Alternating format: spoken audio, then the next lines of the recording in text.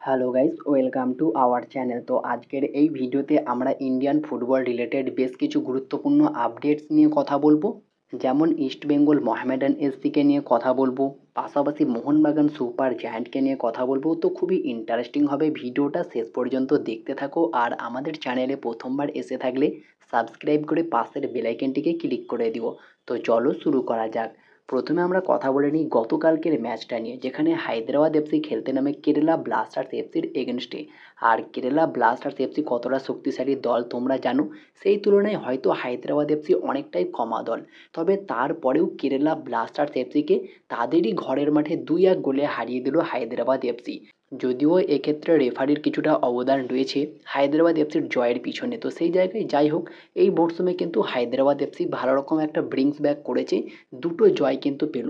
Hyderabad FC কিন্তু 3 point নিয়ে মাঠ ছাড়লো কেরালা ব্লাস্টার্স এফসির এগেনস্টে। তো সেখানেই কেরালা ব্লাস্টার্স এফসির হয়ে একমাত্র গোলটি করেন 13 মিনিটের মাথায় জেসুস জিমেনেজ, এবং তার 6 নম্বর গোলটিও তিনি করে ফেললেন এবারের আইএসএলে। আর হায়দ্রাবাদ এফসির হয়ে গোল করেন তাদের নতুন ব্রাজিলিয়ান ডিফেন্সিভ মিডফিল্ডার আন্দ্রেই অ্যালাবা। তিনি কিন্তু জোড়া গোল করেন, 43 মিনিটের মাথায় একটা অনবদ্য ফিনিশ করেন এবং 70 মিনিটের মাথায় পেনাল্টির মাধ্যমে গোল করে হায়দ্রাবাদ এফসিকে তিনি লিড পাইয়ে দেন। আর এখান থেকেই তারা ম্যাচটা জিতে যায়।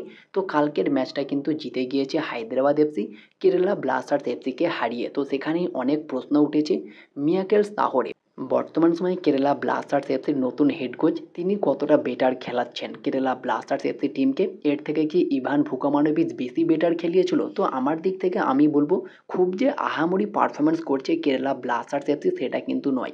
ইভান ভুকামানোভিচকে হয়তো সুযোগ দিলে আরও বেটার হতো এই টিমটাই। নোয়া সাদোই ব্রিলিয়ান্ট খেলছে, সাথে অবশ্যই জেসুস জিমেনেজ তিনি ভালো খেলছেন, আদ্রিয়ান লুনার মতো প্লেয়ার রয়েছে, কোয়ামে পেপরা রয়েছে। তো খুবই ভালো একটা দল কিন্তু রয়েছে। তারপরেও বেশ কিছু ম্যাচেই কিন্তু হারতে হচ্ছে কেরালা ব্লাস্টার্স এফসিকে। তো সেই জায়গায় অবশ্যই কোচ নিয়ে প্রশ্ন থাকছে। বাকি দেখা যাক পরের ম্যাচগুলোতে মিয়াকেল সাহরে কীভাবে কেরালা ব্লাস্টার্স এফসিকে কামব্যাক করায়। এদিকে আমাদের নজর থাকবে কোয়ালিটি একজন কোচ।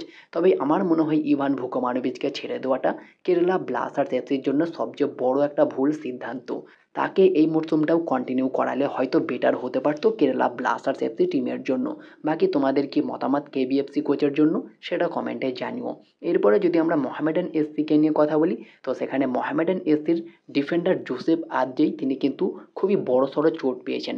তিনি কিন্তু অনুশীলন করছেন না ডার্বি ম্যাচের আগে, তিনি কিন্তু পুরোপুরি রিহ্যাব করছেন। আর হয়তো দীর্ঘদিনের জন্যই তিনি কিন্তু ছিটকে গিয়েছে, যার ফলে মোহামেডান এসসি তারা কিন্তু একজন নতুন প্লেয়ারের সঙ্গে কথাবার্তা চালাচ্ছে, একজন ব্রাজিলিয়ান সিডিএম যার নাম ব্রুনো র্যামিরেজ, যিনি একজন 30 বছর বয়সে ব্রাজিলিয়ান সেন্ট্রাল মিডফিল্ডার। বর্তমান মার্কেট ভ্যালু 2.4 কোটি টাকা। বর্তমান সময়ে তিনি উইদাউট ক্লাবে রয়েছে।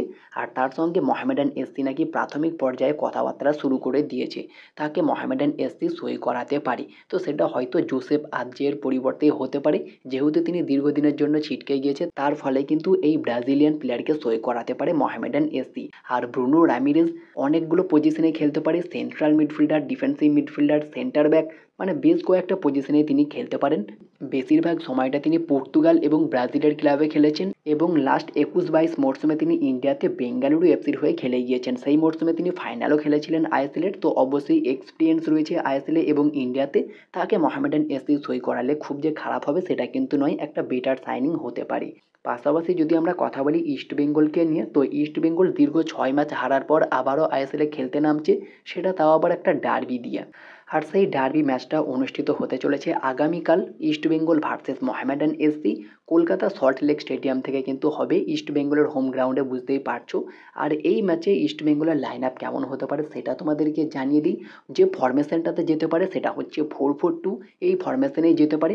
আর 4-4-2 ফরমেশনে ইস্টবেঙ্গলের লাইন আপ হতে পারে অনেকটা এইরকম। গোলকিপারে প্রভসুখন সিং গিল, 4জন ডিফেন্সে, লেফট ব্যাকে লালচুঙ্গুঙ্গা, রাইট ব্যাকে মোহাম্মদ রাকিব, 2জন সেন্টার ব্যাকে হেক্টর ওয়েস্টের সঙ্গে আনোয়ার আলী, 4জন মিডফিল্ডারে বাঁ দিক থেকে নাওরেম মহেশ সিং, ডান দিক থেকে নন্দকুমার শেখর, 2জন সেন্ট্রাল অ্যাটাকিং মিডফিল্ডে মাদি তালাল সঙ্গে সল ক্রিস্পো, আর আপফ্রন্টে 2জন স্ট্রাইকারে দিমিত্রিয়স ডিয়ামান্টাকস, সাথে একজন ভারতীয় সেন্টার ফরওয়ার্ড ডেভিড লালসাঙ্গা।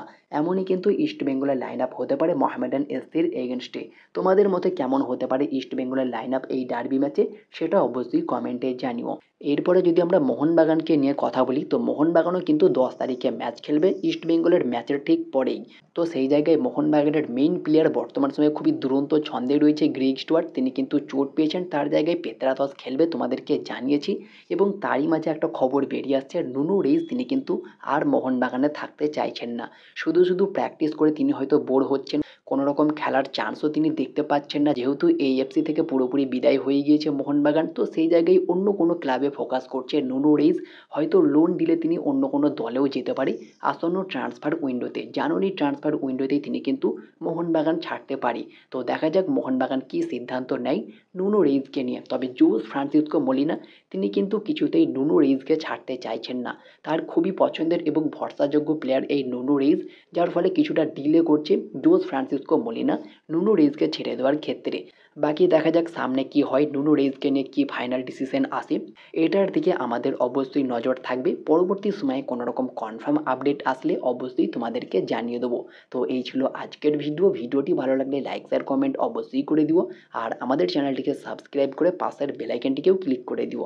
তো দেখা হচ্ছে নেক্সট ভিডিওতে। Bye bye.